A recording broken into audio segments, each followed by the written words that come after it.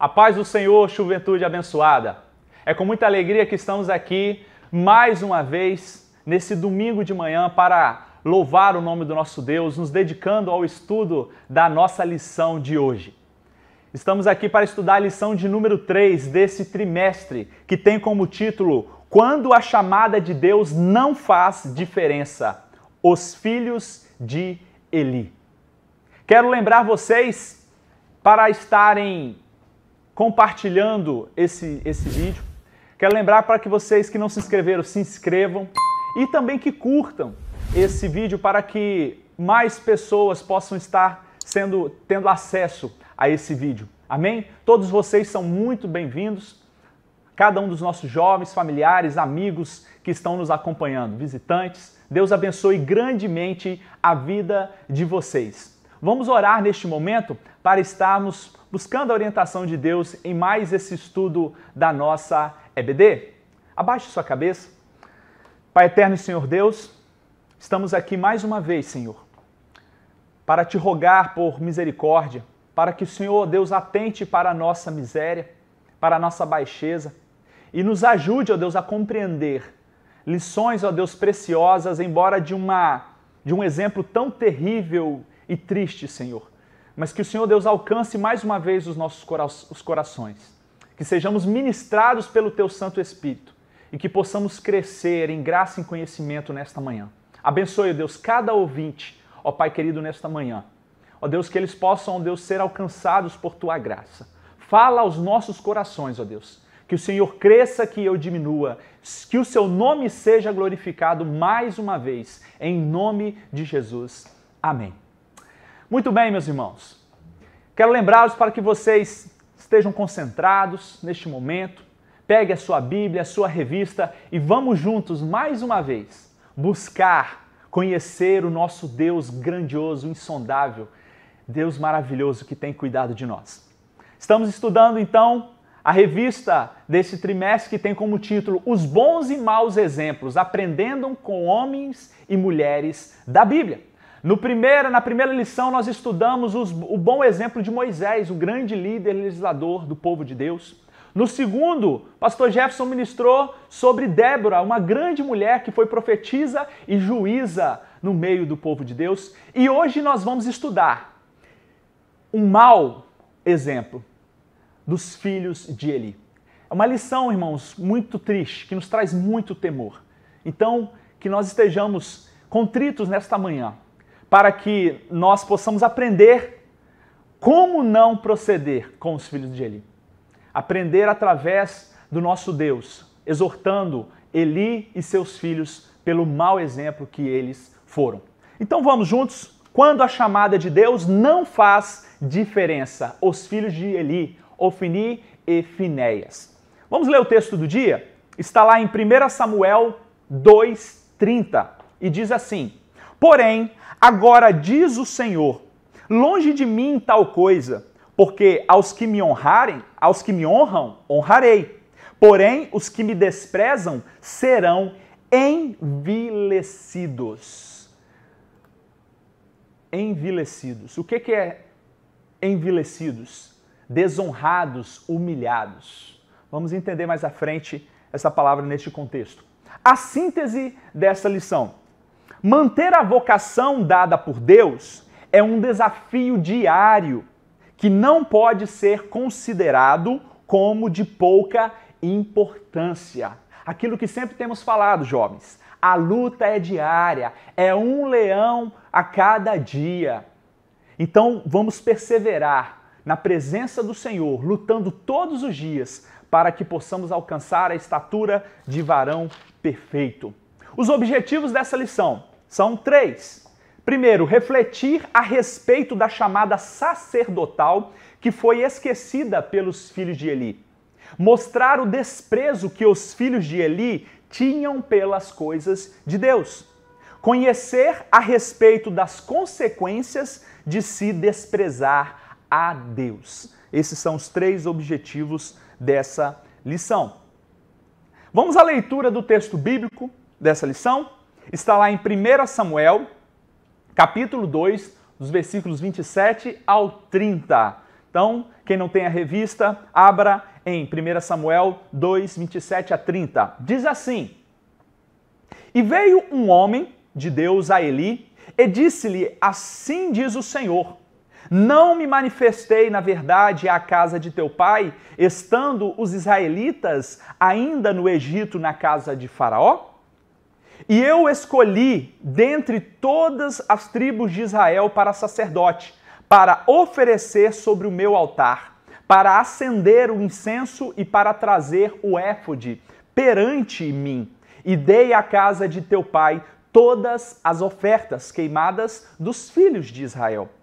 Por que dais coices contra o sacrifício e contra a minha oferta de manjares que ordenei na minha morada, e honras a teus filhos mais do que a mim, para vos engordardes do principal de todas as ofertas do meu povo de Israel? Portanto, diz o Senhor, Deus de Israel, na verdade, tinha dito eu que a tua casa e a casa de teu pai ainda andariam diante de mim perpetuamente. Porém, agora diz o Senhor, longe de mim tal coisa, porque aos que me honram, honrarei. Porém, aos que me desprezam, serão envilecidos, serão desonrados, humilhados. Só para entendermos aqui, este homem que vai dar essa palavra a Eli é Eucana. Eucana, homem de Deus, esposo de Ana, os quais foram pais de Samuel, que viria a ser profeta do povo de Israel. A tribo a qual está se referindo aqui o versículo 28 é a tribo de Levi, porque o sacerdócio ele era derivado daqueles descendentes de Levi. Amém? E esta palavra está sendo direcionada ao sumo sacerdote Eli, pai de Ofni e Finéias, esses dois moços que desonraram grandemente o nome de Deus no exercício do sacerdócio no povo de Israel. Vamos então à nossa introdução. A forma como olhamos para as oportunidades que Deus nos dá fala muito a nosso respeito. Enquanto há pessoas que têm um encontro pessoal com Deus, quando adultas, há outras que são privilegiadas por nascerem dentro de um lar onde Deus é adorado e sua palavra é ensinada. Mas tal oportunidade não se traduz necessariamente no reconhecimento da bondade de Deus para com essas pessoas. Há casos de pessoas como, por exemplo, Ofni e Finéias, que desprezaram a Deus, mesmo tendo recebido uma oportunidade diferenciada, meus irmãos. Então, Ofni e Finéias tiveram uma oportunidade diferenciada, mas eles desprezaram. Vamos entender essa trágica história que, mesmo sendo trágica, vai nos trazer grandiosas lições. Amém? Primeiro ponto, a chamada sacerdotal esquecida. Primeiro subtópico, a chamada de Eli. Não vou ler, irmãos, todos os subtópicos, porque eles são bem extensos. Então, para a gente conseguir trabalhar, desenvolver melhor o conteúdo, vou ler algumas partes e vou estar expondo para vocês, explicando para vocês. Amém? Os livros de Samuel estão inseridos no período de Juízes, época em que ainda não havia rei em Israel. É um período em que a Bíblia registra uma sequência de afastamento do povo da presença de Deus e das permissões que o Senhor concedia aos inimigos do seu povo para oprimi-los. É nesse contexto que Ofni e Finéias surgem no relato sagrado. Então, o momento ao qual acontecem esses fatos está dentro do contexto do tempo dos juízes. Não havia ainda rei em Israel. Então, nesse período de juízo, se vocês lembrarem da exposição do pastor Jairo deste livro, é um período onde Deus levantava um juiz para julgar o povo e para libertar o povo da mão dos inimigos. O povo pecava, Deus levantava um juiz para libertar esse povo dessa opressão do inimigo, e aí o povo voltava a gozar de paz e liberdade. Mas aí novamente o povo pecava, novamente Deus levantava um outro juiz. E assim foi esse período de dos juízes. E é nesse contexto que os livros de Samuel foram escritos. É nesse contexto que essa história ela está sendo contada, narrada. Amém? Ofni e Finéias, meus queridos, foram criados dentro da igreja. Eles eram sacerdotes, filhos de sacerdote. Ele era o sumo sacerdote. E é importante entendermos que a linhagem sacerdotal, ela vinha da tribo de Levi, melhor dizendo, de Arão, que era da tribo de Levi, tá? Então, esses que eram sacerdotes, né, por herança, assim por dizer, né, passava de pai para filho, eles exerciam porque eles faziam parte dessa tribo Levi, que Deus escolheu para o serviço sacerdotal, para cuidar das coisas de Deus, do templo. Tá? Então, Ofni e Finéias, eles eram sacerdotes, foram criados dentro ali do templo, naquele ambiente, né? Hoje seria dentro da igreja, participando de todas as programações da igreja, vendo seu pai ali ministrando, vendo seu pai atuando. É esse o ambiente em que Ofni, esses dois jovens, foram criados, Ofni e Finéias.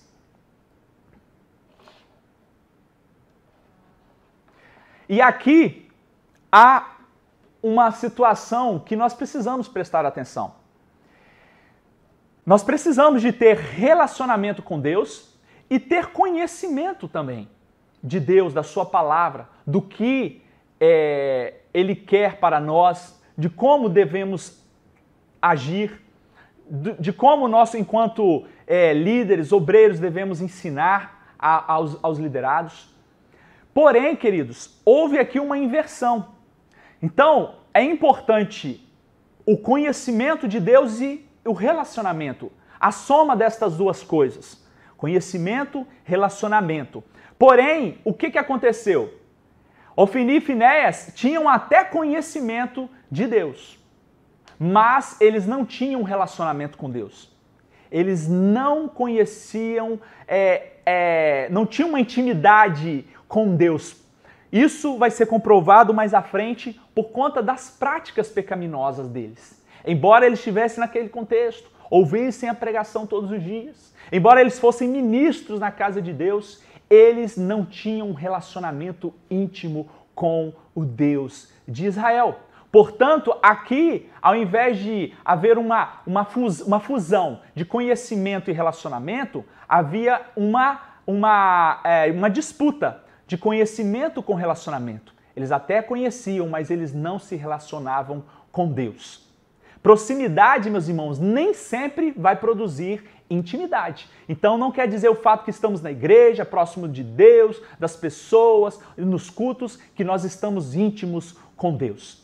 E aí, nesse ponto, nós precisamos destacar que não basta nascermos numa família cristã, sermos ensinados na palavra de Deus, se isso não produzir em nós um arrependimento genuíno, se isso não produzir em nós uma mudança de vida. E é isso que aconteceu com esses jovens. Eles tiveram o privilégio, a oportunidade de serem filhos de pais crentes, mas eles desprezaram essa dádiva de Deus para com eles. E aí fica esta lição para nós. Filho de crente, meus irmãos, não é crentinho, não. Filho de crente não é crentinho, não. Todos nós vamos precisar de ter uma experiência com Deus, de conhecer, de se relacionar com Deus. Não é por osmose. Ah, é filho de crente, vai servir a Deus? Não. Tem que haver uma luta dos pais, uma dedicação, um empenho. Amém? Vamos para o segundo subtópico. Sacerdotes do Senhor em Siló. Ofni e Finéias são mencionados como sacerdotes do Senhor em Siló. 1 Samuel 1,3 está registrado. Essa localidade, Siló, era o centro da adoração naqueles dias. E os israelitas se dirigiam para aquela localidade a fim de celebrar ao Senhor. Há estudiosos que creem que Siló pode ser considerada a primeira capital de Israel, dada a sua importância para as tribos que haviam saído do deserto. Então, eles eram sacerdotes em Siló. Siló era um local onde acontecia o culto, a adoração, onde o povo se encontrava para adorar a Deus. E eles exerciam o ministério sacerdotal ali nessa localidade, em Siló.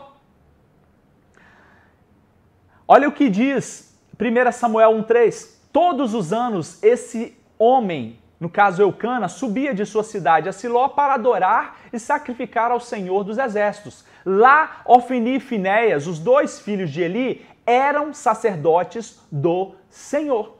Então a Bíblia relata, confirma que eles eram filhos de Eli, portanto, sacerdotes na casa de Deus. Mas o que é um sacerdote, meus irmãos? Naquele contexto, naquele tempo, sacerdote, ele se dedicava ao culto, ele preparava as coisas para o sacrifício, ele cuidava do tabernáculo, eles estavam envolvidos no ensino da lei. Eles era quem organizavam todas essas questões. Foi dado a eles viviam ali. Eles desfrutavam das bênçãos, até mesmo da parte do alimento vinha dali, como nós vamos ver mais adiante. Então o sacerdote naquela época ele tinha essa função de estar cuidando do templo, do culto, do sacrifício. Isso cabia, isso Deus deu aos sacerdotes. Deus escolhe pessoas, meus irmãos, que sirvam de intercessora, de líderes e pastores de pessoas, para que essas pessoas cresçam na fé. Então hoje nós temos sacerdotes que ministram sobre as nossas vidas, a nossa liderança, os nossos pastores, nesse sentido da palavra. Não há mais a figura do sacerdote para fazer sacrifícios, né, para fazer aqueles rituais, porque quando Cristo morreu na cruz, toda a lei cerimonial ela foi abolida, porque ela apontava para aquilo que viria, ou seja, o sacrifício de Cristo na cruz. Então foi um sacrifício perfeito. Não há mais necessidade de se sacrificar animais, as leis cerimoniais, as festas, porque elas todas apontavam para Cristo. Então essa figura desse sacerdote, como era naquele tempo, não há mais. Mas há um texto que vai dizer que nós somos sacerdotes reais. Então nós estamos a serviço do nosso Deus, né? O homem, enquanto marido, enquanto pai, ele é o sacerdote no lar. E nós todos, como servos de Deus, nós exercemos esse sacerdócio servindo a Deus, discipulando, estando juntos com os irmãos na fé, tá? Mas é diferente da figura do sacerdote daquele tempo, porque naquele tempo ele tinha funções muito específicas ali na sua prática no culto, no templo, ok? Prosseguindo, vários fatos importantes aconteceram em Siló, o autor aqui descreve pra gente, vamos ver? Foram listados aqui 6 fatos. Primeiro, lá em Siló, se vocês lembrarem do nosso estudo em Josué, foi quando o povo chegou na Terra Prometida e ali armaram a tenda da congregação, quando eles pisaram na Terra Prometida. Então, foi em Siló, foi nesse local que marcou a chegada do povo na Terra Prometida. Também lá em Siló, Ana, esposa de Eucana, mãe de Samuel, que era estéril, foi lá que ela orou a Deus pedindo que ela tivesse um filho. E ela consagrou esse filho, antes mesmo dele existir, a Deus. Se Deus desse um filho, ela consagraria a ele. E esse filho veio, Deus fez um milagre. E ela teve Samuel. Outro fato, terceiro, os filhos de Eli davam mau testemunho lá em Siló, lá no templo, lá na porta da tenda. Eles ali roubavam a oferta que o povo levava para sacrificar, o povo ofertava, eles iam sacrificar, os sacerdotes iam sacrificar, mas eles roubavam essa oferta do povo. Vamos falar mais adiante. Eles também ali se prostituíam lá na tenda, na porta da tenda.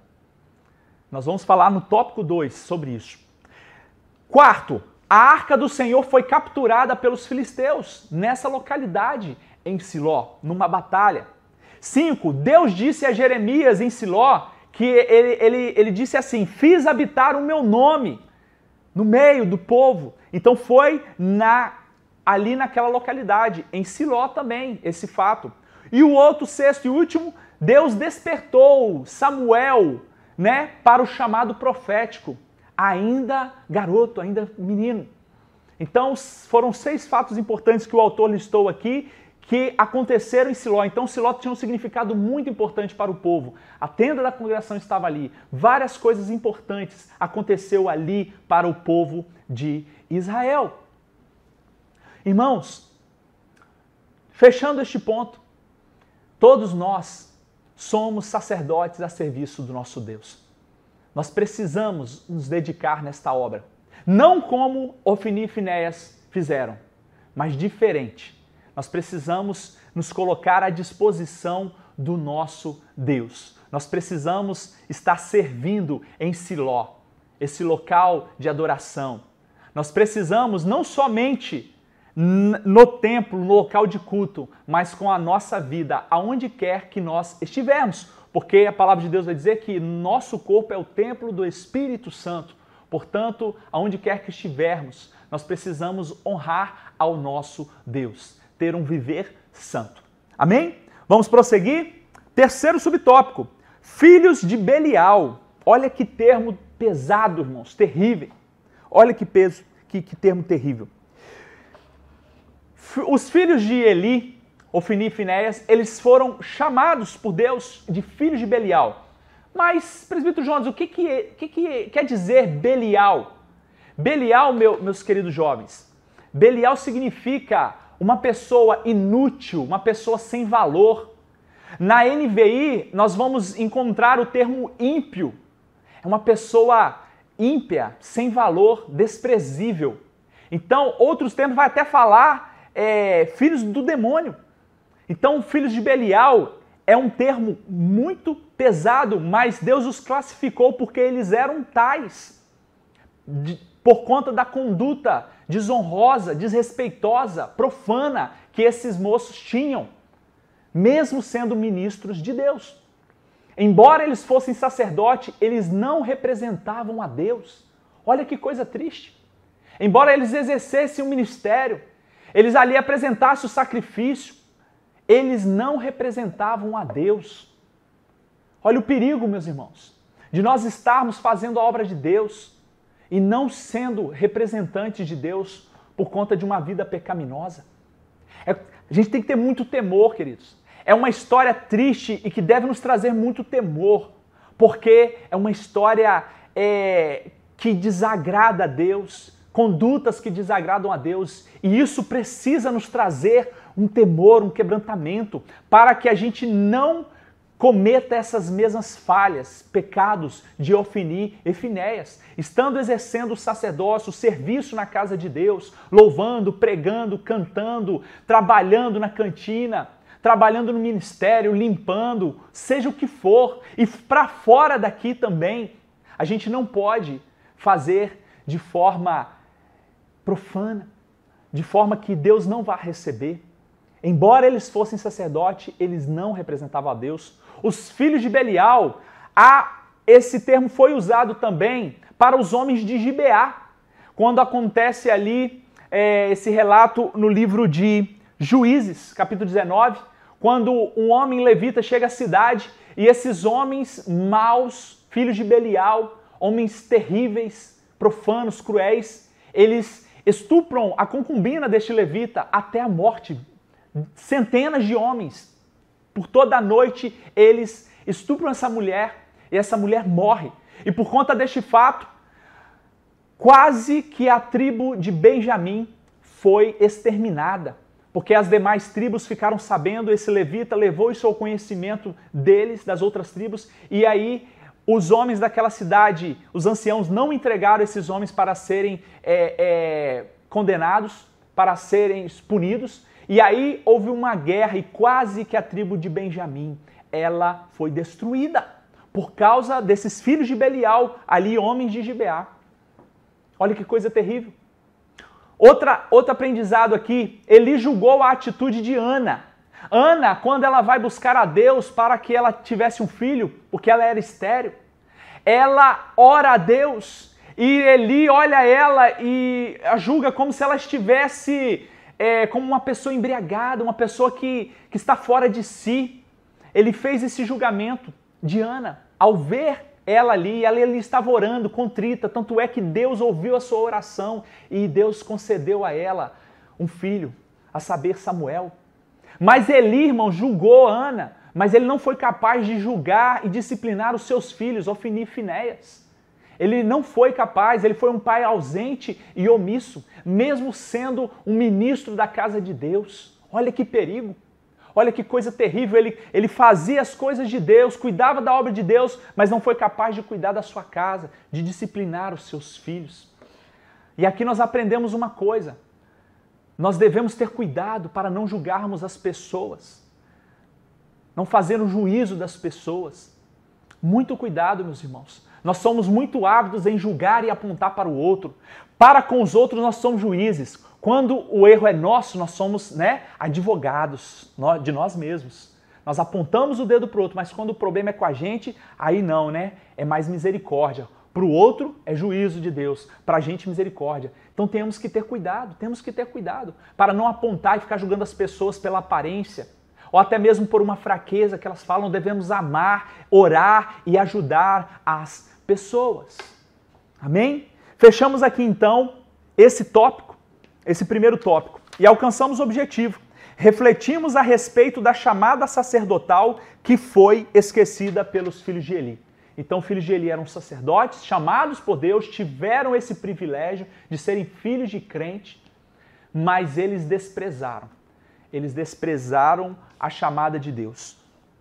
Pense, jovem, mais do que receber uma chamada da parte de Deus para executar um ministério, é importante estar dentro dos padrões dele para exercer esta chamada. Ponto importante: Deus fez questão de classificar os filhos de Eli como filhos de Belial, pessoas que se tornaram inúteis para a chamada que receberam de Deus. Que alerta, irmãos, para nós. Que alerta. Ouçamos esta palavra de Deus com muito temor. Tópico 2, o desprezo para com as coisas de Deus. Primeiro subtópico, desrespeito com a oferta de Deus. Um dos momentos mais sagrados do culto cristão é aquele em que honramos a Deus com nossos dízimos e ofertas, cientes de que nosso ato de fé é importante para a manutenção da casa de Deus. É também uma forma de mostrar que não somos dominados pela ganância. Ofni e Finéias pegavam para si a gordura, a parte que era destinada ao Senhor para ser queimada. Quando um hebreu trazia uma oferta de animais, o sacerdote tomava a oferta antes de a mesma ser dada ao Senhor. Olha que atitude, irmãos, cruel, olha que atitude profana. Eles desrespeitavam a Deus quando iam fazer o sacrifício. Eles tomavam a parte que era dedicada pelo ofertante ao Senhor, a gordura. Antes que ela fosse ofertada, eles tomavam para si, desrespeitando, desonrando a Deus e aquelas pessoas que ofertavam aquilo ao Senhor. Olha que atitude terrível, desonrosa, desrespeitosa de Ofni e Finéias. E olha que Deus ele já tinha determinado que os sacerdotes eles teriam uma porção da oferta para eles comerem, ele e sua família se sustentarem. Era uma parte menos nobre da oferta, mas Deus tinha dado para eles. E eles queriam pegar a parte mais nobre, aquilo que pertencia a Deus. Eles tomavam antes mesmo daquilo ser apresentado. E de forma profana, desrespeitosa, eles faziam isso e ainda assim depois continuavam ali fazendo aquele sacrifício. Olha o que diz 1 Samuel 2,16. Queimem primeiro a gordura de hoje e depois toma para ti quanto desejar a tua alma. Então ele lhe dizia, não, agora hás de dar. Eles tomavam antes de ofertar ao Senhor, eles inverteram as coisas. Meus irmãos, sobre a oferta, sobre dizimar, sobre votar, isso é um ato de fé, é um ato de gratidão, de honra para nós, servos de Deus. Portanto, nós temos que ter isso como uma dádiva de Deus. Sabe por quê? Porque tudo que eu tenho, que você tem, jovem, isso não pertence nem a você, nem a mim. Tudo que nós temos pertence a Deus, nós somos de Deus, o que temos é de Deus, a nossa família é de Deus, nossos pais é de Deus, nossos filhos é de Deus, nosso ministério é de Deus, a nossa casa, o nosso carro, o nosso conhecimento, tudo vem dele e é para ele. Portanto, quando nós ofertamos, nós estamos apenas sendo gratos a Ele por tudo que Ele tem nos permitido desfrutar de todas as bênçãos. Então, ofertar é um ato de fé, não é uma barganha com Deus para a gente ser abençoado como a teologia da prosperidade prega, não. É um ato de fé, de amor, de gratidão e é uma honra para nós. Esses jovens, esses moços aqui, eles não entenderam isso e eles desonraram a Deus, tomando a oferta que era para o Senhor. Olha que coisa terrível, que péssimo exemplo para nós. Então ofertar tem que ser com amor, tem que demonstrar que nós não somos dominados pelo dinheiro, pelo que Deus nos dá. Nós não somos avarentos, nós não somos gananciosos, queridos. Portanto, jovem, você precisa de ter um coração generoso, liberal, ofertar na casa de Deus, abençoar os mais necessitados. A palavra de Deus nos exorta que sejamos assim. Do início ao fim, irmãos, os homens de Deus, mulheres de Deus, eles faziam isso. Eles ofertavam ao Senhor, consagravam ao Senhor. Dizimar é um mandamento. Nós precisamos devolver aquilo que é de Deus. Não como esses jovens, pegando o que é de Deus, mas nós precisamos de devolver com gratidão, com amor, com alegria, porque tudo que nós temos é de Deus. Não é só 10% não, jovem. Os 90% é meu, não. 10% é de Deus, 90% é meu, não. 100% é de Deus, a gente devolve 10% para o sustento da obra, dos obreiros, para que o ministério se expanda, para que seja evangelizado. Você está sendo alvo dessa EBD hoje online, por quê? Porque os dízimos e ofertas que nós temos entregado têm sido revestidos para investimento na tecnologia a qual nós estamos podendo utilizar para que muitas e muitas vidas sejam abençoadas e alcançadas. Portanto, nós como servos de Deus precisamos ofertar, dizimar, votar e cumprir com amor. E embora não seja uma barganha, Deus abençoa, Deus recompensa. A motivação nunca pode ser receber uma bênção de Deus em troca, não, mas com amor e gratidão. E Deus, por sua infinita graça e misericórdia, benigno e bondoso como Ele é, generoso como Ele é, Ele vai te recompensar segundo a boa e transbordante, abundante medida dEle. Devolva o que é de Deus, não tome o que pertence ao Senhor. Devolva com amor, na EBD, no culto. Entregue sua vida como oferta, como sacrifício vivo. Dê o seu tempo, dê a sua saúde, a sua força, não espere a velhice. Eles roubavam a gordura que era destinada ao Senhor. Mesmo sabendo que Deus dava uma parte da oferta para eles, eles desfrutariam com sua família, irmãos. Eles ainda assim agiam impiamente, como filhos de Belial, retirando para si aquilo que pertencia a Deus. Nós devemos tomar cuidado, jovens, para não reter conosco aquilo que pertence a Deus. E eu fecho esse tópico com uma frase do pastor Hernandes Dias Lopes, grande homem de Deus. Ele diz assim: a conversão passa pelo bolso.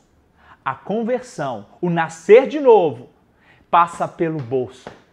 Então, se você tem dificuldade para ofertar, para entregar, para abençoar na casa de Deus, para entregar o seu dízimo, é um sinal de que você ainda não nasceu de novo. Reflita sobre isso, jovem. Tópico 2. Vida violenta. Os filhos de Eli são descritos como homens violentos, sem limites e acostumados a não ouvir ninguém. Olha o que vai dizer em 1 Samuel 2,16. Se não, por força a tomarei. Aquelas pessoas que estavam com eles ali no exercício, no templo, no sacrifício, eles eram obrigados pelos filhos de Eli a entregar a parte da oferta que eles pediam. Eles eram obrigados a enfiar o garfo ali de 3 pontas e tirar ali a melhor parte para que eles pudessem desfrutar de forma desonesta. Então eles eram homens violentos. Se a pessoa que foi impelida por eles a fazer isso, ela não fizesse, eles agiam com violência, tomavam a força. Portanto, eles não só roubavam oferta, mas eles também eram homens violentos, algo desaprovado pelo nosso Deus. Olha que coisa terrível.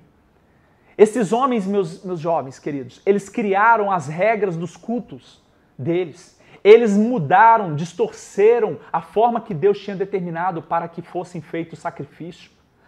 A forma, os rituais que Deus tinha prescrito nas leis. E eles distorceram isso. Eram homens violentos. Aqueles moços fizeram suas regras pessoais. Olha que perigo. Nós temos que entender uma coisa. O culto não é para nos agradar. A música não é para nos agradar. Embora nós devamos sentir a vontades bem no ambiente do culto.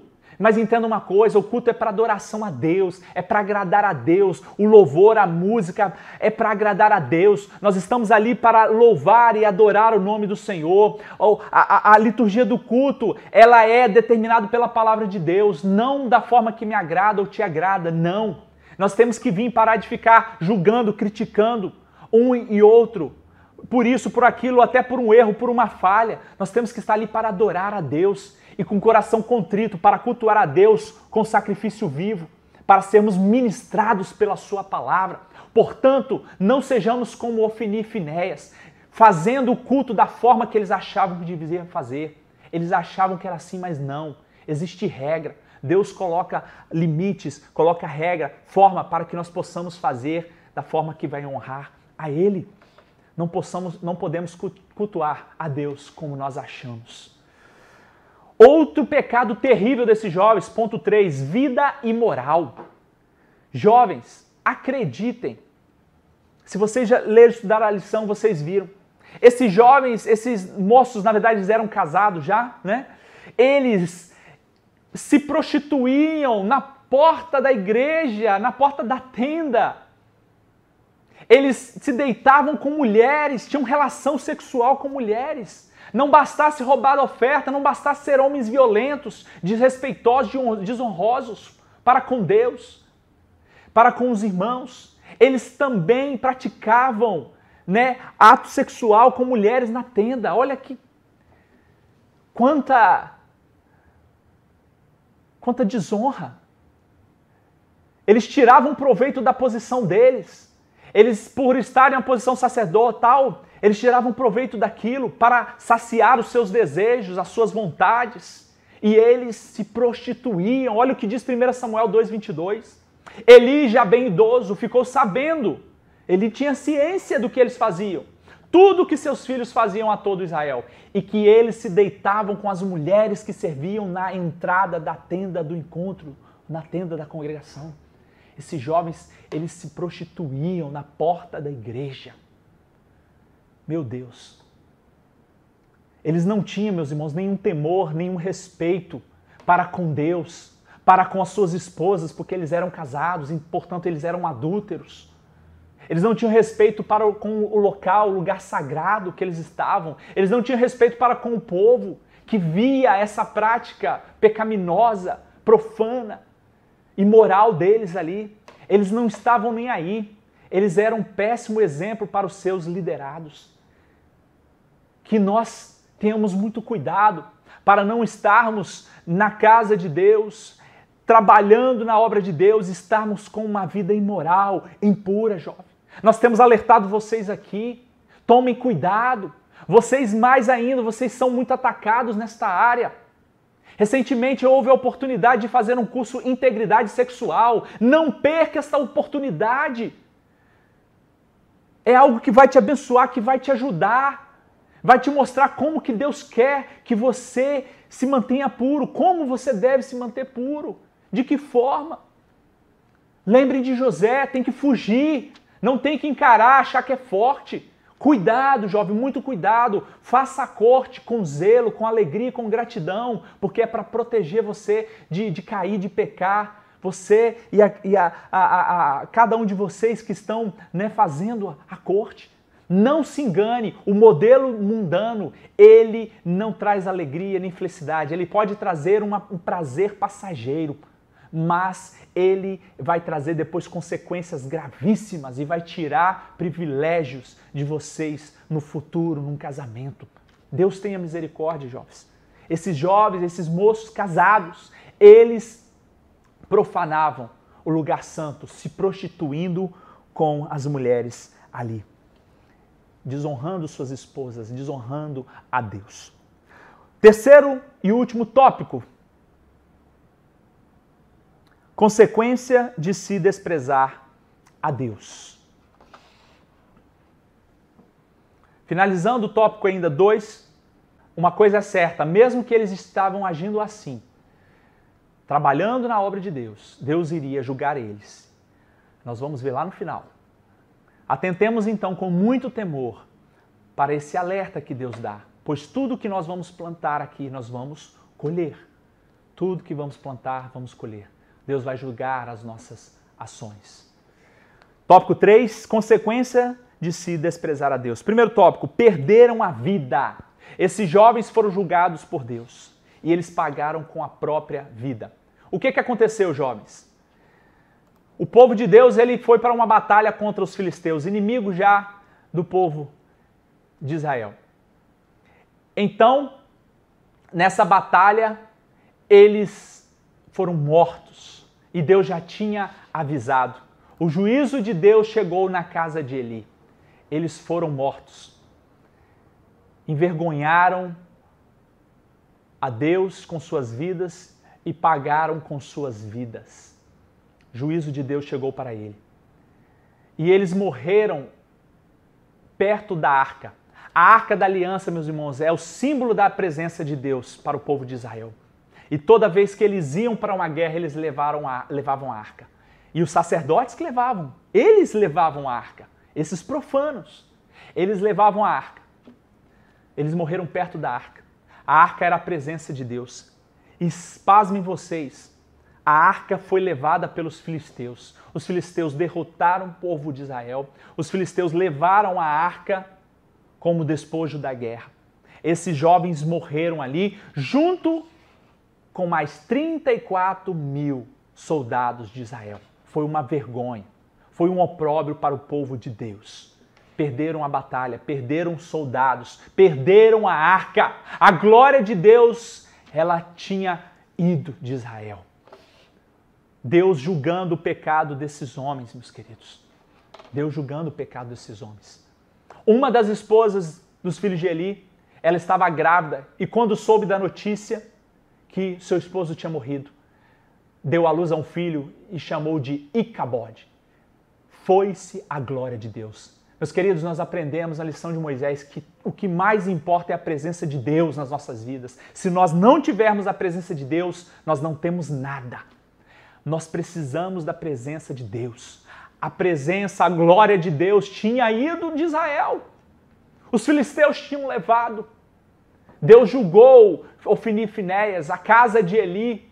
Eli, quando recebe a mensagem de que seus filhos tinham morrido e de que a arca tinha sido levada, ele já velho, pesado, caiu para trás e veio a falecer. O juízo de Deus na casa de Eli estava se concretizando. Deus já havia avisado ele. Olha lá, 1 Samuel 2,34 vai relatar. 1 Samuel 2,34. E isto te será por sinal, a saber, o que sobrevirá a teus 2 filhos, a Ofni e Finéias, que ambos morrerão no mesmo dia. Ele já estava avisado, mas não tomou nenhuma atitude. Os 2 filhos dele morreram no mesmo dia, junto com 34 mil de Israel. E a arca de Deus, a glória de Deus, foi-se de Israel. Icabode, foi-se a glória de Deus. Se a glória de Deus for das nossas vidas, do nosso meio, irmãos, acabou para nós. Que temos temor, que quebrantemos diante da presença de Deus. Deus tenha misericórdia. Eli, quando foi advertido por Samuel, 1 Samuel 3,18, aí na revista, acompanhe. Então Samuel lhe contou todas aquelas palavras e nada lhe encobriu. E disse ele, é o Senhor, faça o que bem parecer aos seus olhos. Eli, quando recebeu esse juízo de Deus, do que ia acontecer na casa dele, ele falou, é o Senhor que está falando, vou fazer o quê, né? Que Deus faça, ele sabe o que está fazendo. Ao invés de ele se humilhar, se quebrantar pela vida dos seus filhos, pela sua família, ao invés de ele confrontar os seus filhos no pecado dele, não. Ele se contentou com aquilo. E Deus, ele julgou a sua casa. Que triste história, que triste final de um homem de Deus. Deus acusou Eli, irmãos, 1 Samuel 2,29, de ter honrado mais os filhos do que ao próprio Deus. Olha lá, na leitura do dia, 1 Samuel, capítulo 2, versículo 29. Porque dais coices contra o sacrifício e contra a minha oferta de manjares que ordenei na minha morada, e honras a teus filhos mais do que a mim, para vos engordardes do principal de todas as ofertas do meu povo de Israel. E honras aos teus filhos mais do que a mim. Deus já tinha advertido Eli. Eli, você está amando mais os seus filhos do que eu. Você está honrando mais os teus filhos do que a mim. Eli tinha perdido uma rédea da sua casa, da sua família. Que triste. Deus tenha misericórdia das nossas vidas. Vocês daqui uns dias vão se casar, vão serem pais. Nós precisamos entender a importância que os pais, a responsabilidade que os pais têm sobre a vida dos seus filhos. A autoridade deve ser exercida com amor, com equilíbrio. Tem que ensinar a palavra de Deus, porque senão, meus queridos, se a gente não corrigir, não disciplinar, Deus vai nos julgar. Deus vai nos julgar. Nós aprendemos que Deus, ele é rico em misericórdia. Jeremias, em Lamentações, vai dizer que as misericórdias do Senhor se renovam a cada manhã. Grandes são as suas misericórdias e é a causa de não sermos consumidos. É uma grande verdade. E é por ela que nós estamos aqui nesta manhã, porque um único pecado meu e seu era suficiente para Deus nos exterminar no mesmo instante. Mas a misericórdia dele nos alcança todos os dias. Porém, meus irmãos, quando acaba a misericórdia de Deus, quando ele vem com seu juízo, esse juízo, ele vem sem misericórdia. Isso é terrível. Precisamos avaliar as nossas vidas, avaliar nossas condutas, avaliar como estamos levando as coisas de Deus, de que forma estamos levando. Ponto 2. Eu honro os que me honram. 1 Samuel 2,30 vai dizer aqui, ó. Aos que me honram honrarei, porém os que desprezam serão envilecidos. Envilecer, nós vimos, significa tornar vão, inútil, desonrado, humilhado.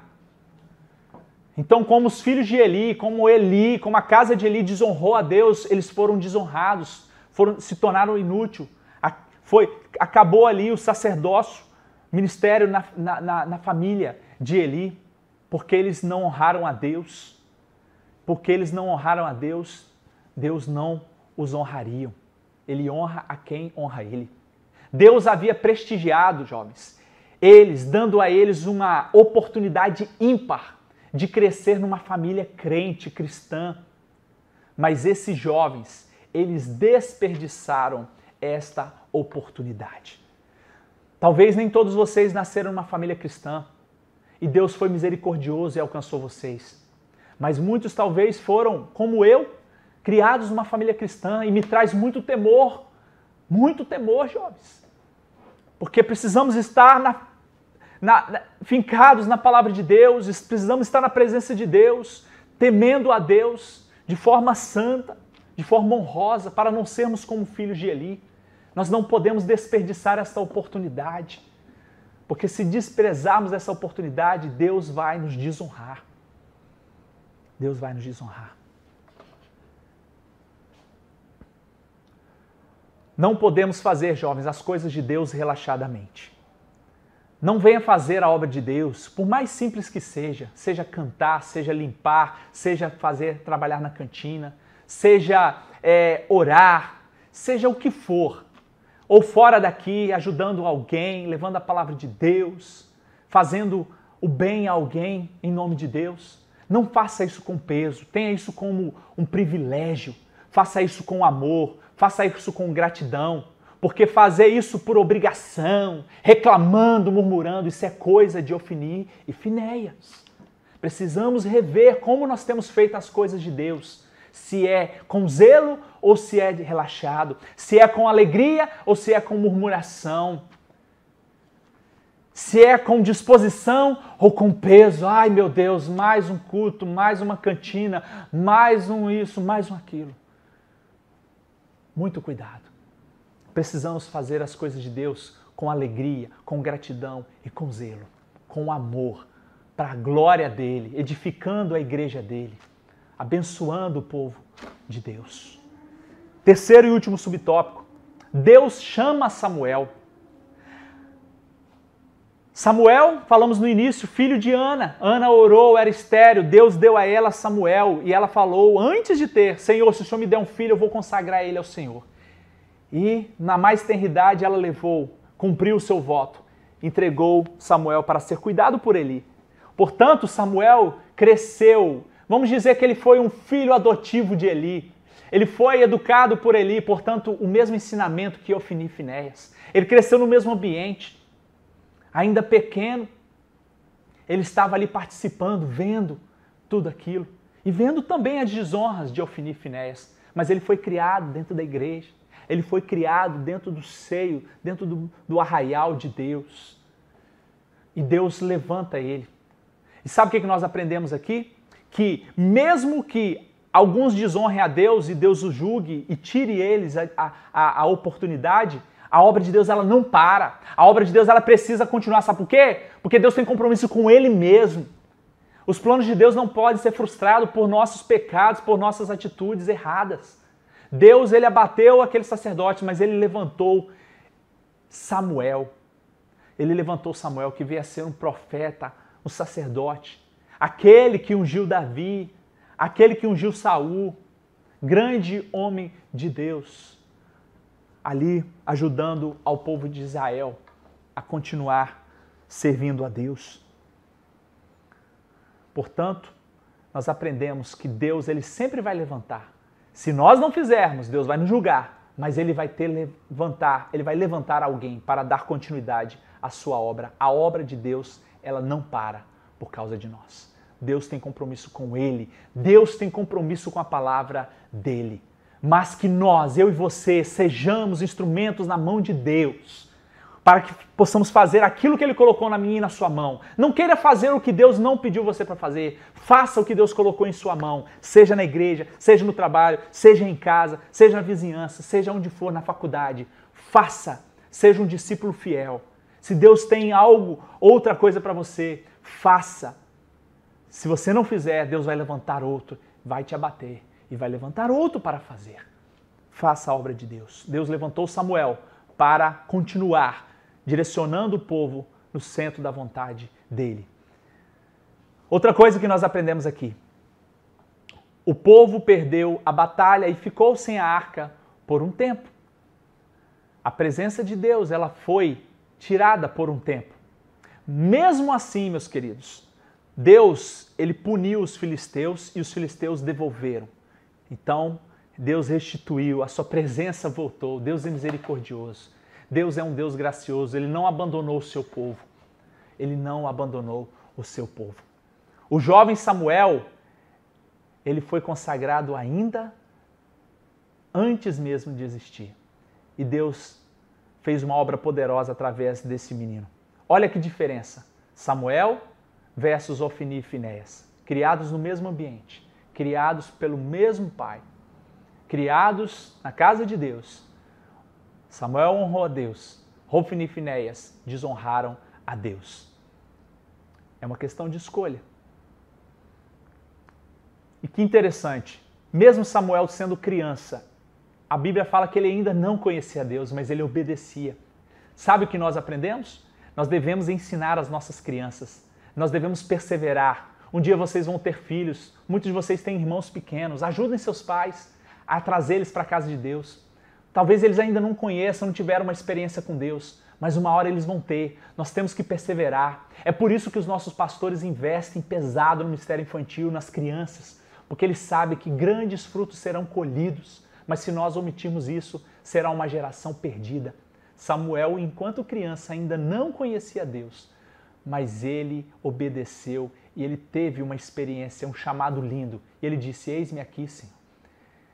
Estou aqui, Senhor, fala que o teu servo ouve. E Deus usou ele poderosamente. Devemos perseverar ensinando as nossas crianças, porque Deus vai levantar grandes homens e mulheres, profetas de Deus, nessa geração de crianças. Nós precisamos amá-las, ajudá-las. Amém, jovens? Vamos para a conclusão desta lição. Antes eu quero lembrar você, Assim como fomos exortados nesta manhã, é a oportunidade de você ofertar na casa de Deus. Seja generoso, cada um na sua possibilidade, cada um na sua condição, mas com o coração, com generosidade, com gratidão e com amor. Faça isso. Você, nosso visitante, se você quer contribuir com a obra de Deus, é oportunidade para você também. Fique à vontade, está aí o PicPay, está aí a conta, você pode fazer isso, tá? Você tem essa liberdade também. Que Deus possa abençoar grandemente a vida de vocês. Eu quero concluir essa lição resumindo aqui, Deus não divide a sua glória com ninguém. A glória é somente dele. Ofni e Finéias queriam a glória para si. Queriam atrair a atenção para si, mas Deus o julgou. A glória de Deus não pode ser dividida, meus irmãos, como está em Isaías 42:8. Nós precisamos de lembrar que antes de nós fazermos, nós precisamos de ser fiéis a Deus, ser homens e mulheres de Deus, ser bons exemplos, para podermos fazer a obra. Precisamos antes ser. Não importa como começamos, mas importa sim como terminamos. Portanto, persevere, persevere, persevere. Não importa como você começou, jovem.